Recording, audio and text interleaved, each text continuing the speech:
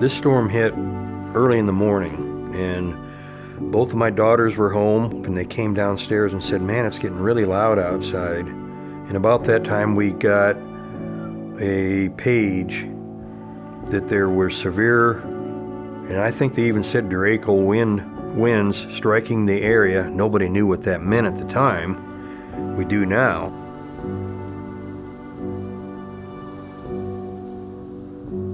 And all of a sudden, some garbled message came over from one of my firemen. And he said, "Chief, the station is down."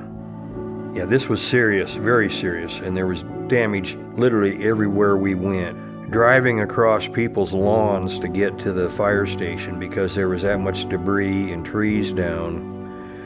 We drove by it and saw that, yeah, it was definitely flattened. We had 2 houses that were completely destroyed. Libraries destroyed too. You're kind of stunned. It doesn't really sink in right away.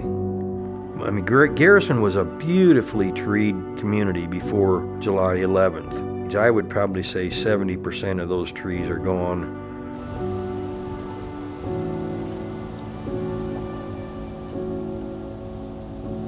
You know, replaying it back through my mind that day, it's there's a uneasiness or like a very like unsettled feeling that I have, like to blow in front of our office and we're seeing, I mean, just tons of debris coming down, trees falling down.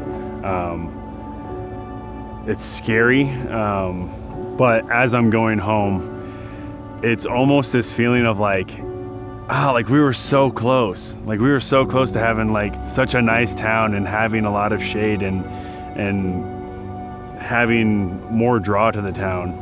And it just kind of disrupted that whole feeling of accomplishment. Man, like everything's gone, like everything's damaged. It's where do you go from here?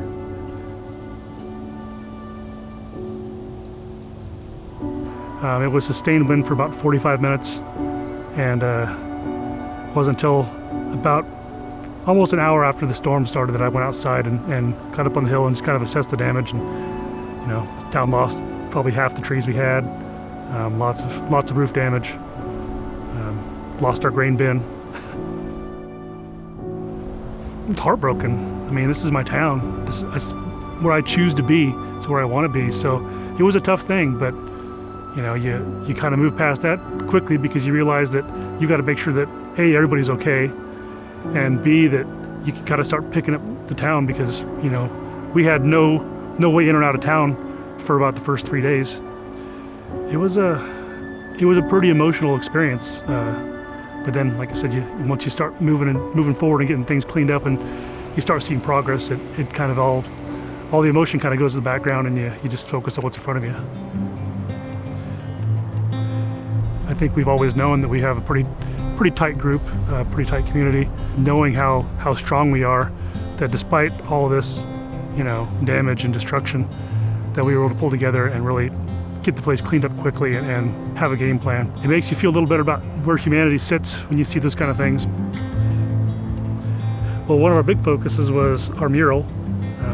We'd been planning the mural for a couple of years, but it really aligned with the visioning process. We're going to take the missing mural part and we're going to have the artist come back out and work the other direction. Providing something that like draws people into the town is a big thing we're trying to create there. You know, the visioning is just that. It's visioning. It's what can we bring to the community? Like how can we improve, you know, what it looks like and how it flows. The program itself was amazing. It was really awesome to be part of because it got people excited about what Mingo's potential was. You know, I think despite everything, this gives us a unique opportunity to kind of rebuild. I think the silver lining to this is that we got to see everyone come together. It was this insane feeling of teamwork that just you don't get to experience in life too often.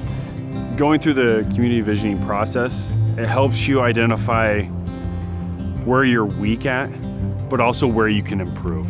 And that's the biggest thing. You know, you're only as strong as your weakest link, right? Well, if you strengthen that weakest link, then you just get stronger. And I think community visioning really helps with that. silver linings I would see is that the community did in the long run get some things it didn't have before. One project is putting a new sign north of town that matches our sign at the south edge of town. It gives us an identity, and I think that's really important. And the library was able to, go from an old bank building to this facility here. It serves not only as a library, but as also as a city hall and, an area for community functions to happen. I believe that when people see those, they'll go, we can, and we can do more. They see the fire station that's built. They see this library that was built. They see the trailhead and the pavilion that's taking shape. I think all those little pieces encourage others to say, yeah, we can still do that. So I think the visioning process got us to think a little bit differently about what's here and maybe look at what we could do given our small size and some of the things that were possible that maybe we had never thought of before. Sometimes we can become very discouraged. I think 2020 is a year to be discouraged if we want to be. But when you look at that, even though these are very small steps, they are steps forward.